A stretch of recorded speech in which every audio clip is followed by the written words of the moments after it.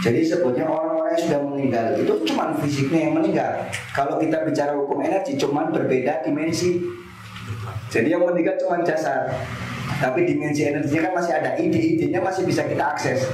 Nah, salah satu dari mendoakan orang-orang leluhur kita itu paling tidak kita memiliki satu kesempatan untuk membangun koneksi dengan beliau, ya mendapatkan ide-ide gitu.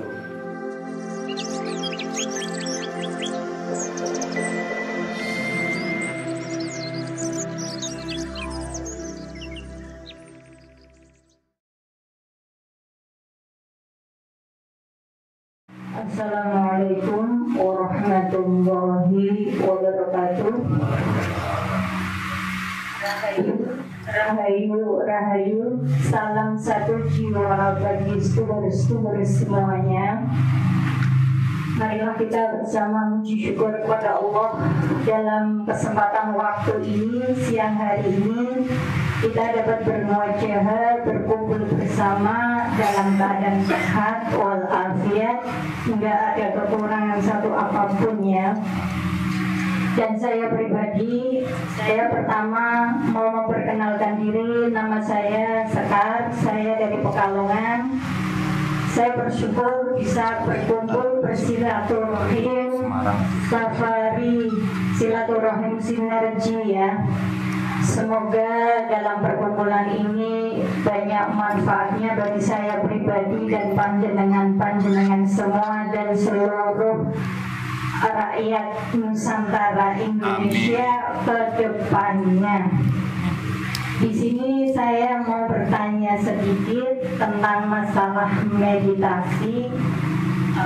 Istilahnya saya mohon bimbingan dari beliau, Mas Ori, Pak Widi, Mas Haidar, dan Mas Jaya.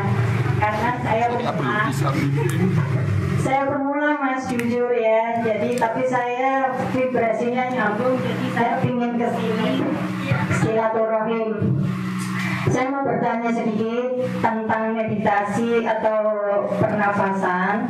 Ketika saya duduk, karena saya muslim ya, kalau saya duduk meditasi atau tarik nafas, tahan nafas, itu kalau saya kolaborasi, satu tarikan nafas, tahan, terus saya baca Al-Fatihah. Di situ Al-Fatihah saya tujukan kepada beliau-beliau para leluhur ya.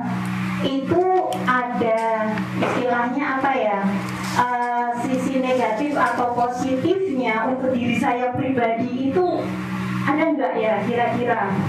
Maksudnya itu kalau meditasi tarik nafas, tahan nafas, di situ untuk secara fisik ya insya Allah sehat, tapi di situ saya ingin sodakoh atau kalau di bahasa Islamnya tawasul ya, kirim doa sama leluhur. Satu tarikan nafas, tahan, terus kita tujukan Al-Fatihah itu untuk leluhur gitu ya. Entah itu simbah, buyut, entah itu beliau-beliau yang mendahului kita, Rasulullah dan para sahabat-sahabat dan lain-lainnya, para wali-wali Allah dan selanjutnya. Dan di situ monggo kulon ajeng pengen tak dikasih masukan ya sama panjenengan itu pas atau tidak. Lah di situ nanti ada efek, maksudnya apa ya, negatif atau positifnya enggak terhadap diri saya pribadi kalau saya memakai sistem kolaborasi seperti itu. Mohon dikasih bimbingan ya. Itu saja dari saya. Kalau ada kata bahasa saya yang kurang berkenan, mohon agungipun samudra pangasami. Taqabbalallahu minna wa minkum, taqabbal ya karim. Wassalamualaikum warahmatullahi wabarakatuh. Waalaikumsalam warahmatullahi wabarakatuh. Tawasul. Nah, tawasul itu sebetulnya membangun koneksi, membangun hubungan. Jadi sebetulnya orang-orang yang sudah meninggal itu cuma fisiknya yang meninggal. Kalau kita bicara hukum energi cuma berbeda dimensi, bertransformasi. Ya. Jadi yang meninggal cuma jasad, tapi dimensi energinya kan masih ada, ide-idenya masih bisa kita akses. Nah, salah satu dari mendoakan orang-orang leluhur kita itu paling tidak kita memiliki satu kesempatan untuk membangun koneksi dengan beliau, ya mendapatkan ide-ide gitu.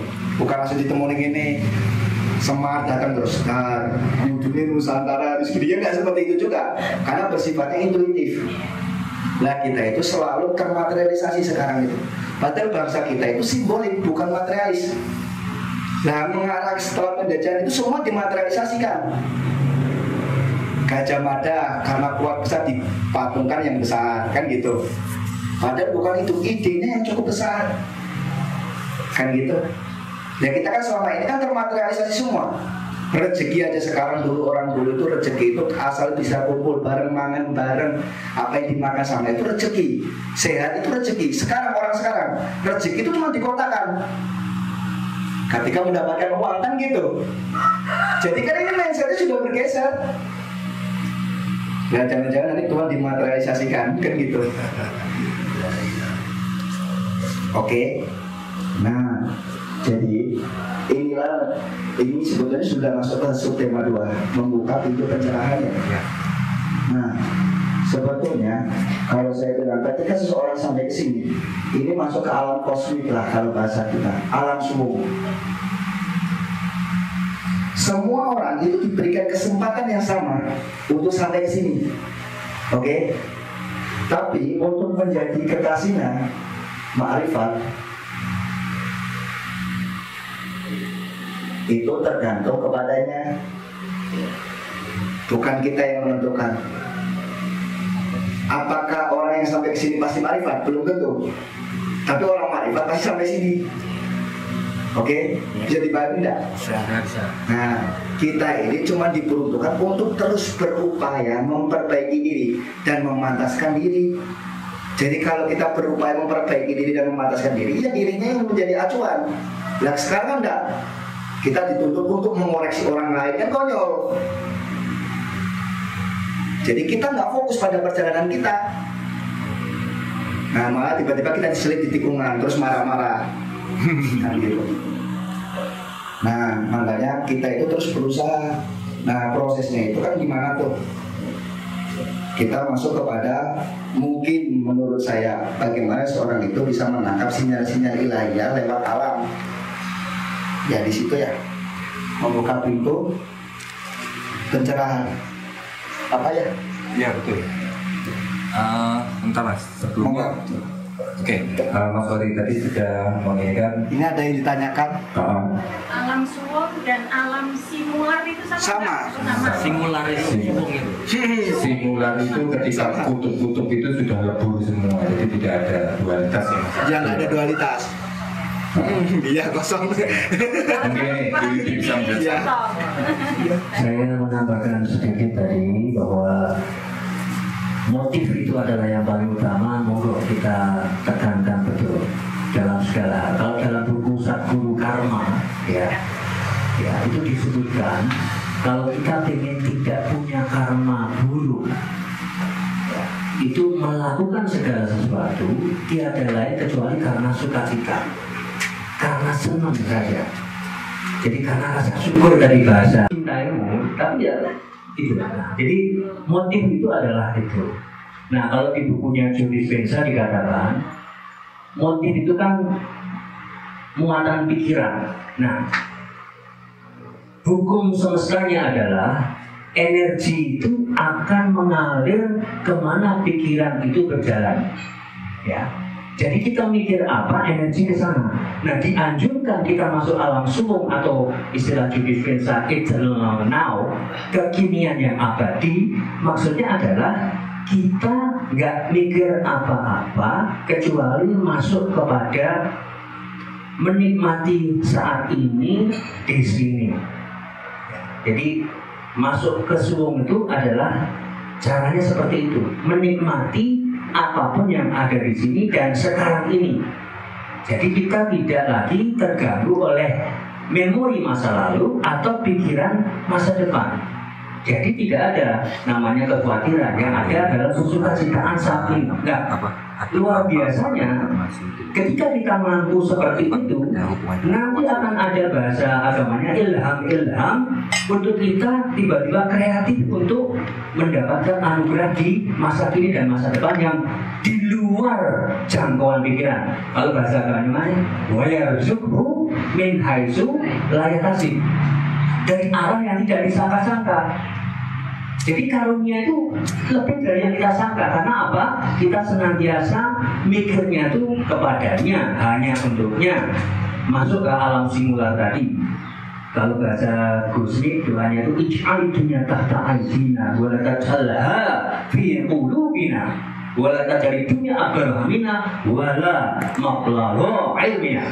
Jadi jadikan dunia ini di tanganku, tapi pikiran dan konsentrasiku hanya kepadamu.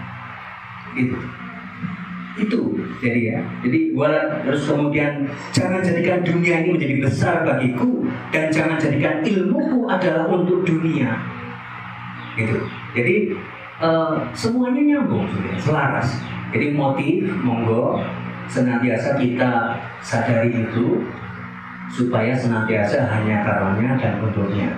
Oke, maka terus.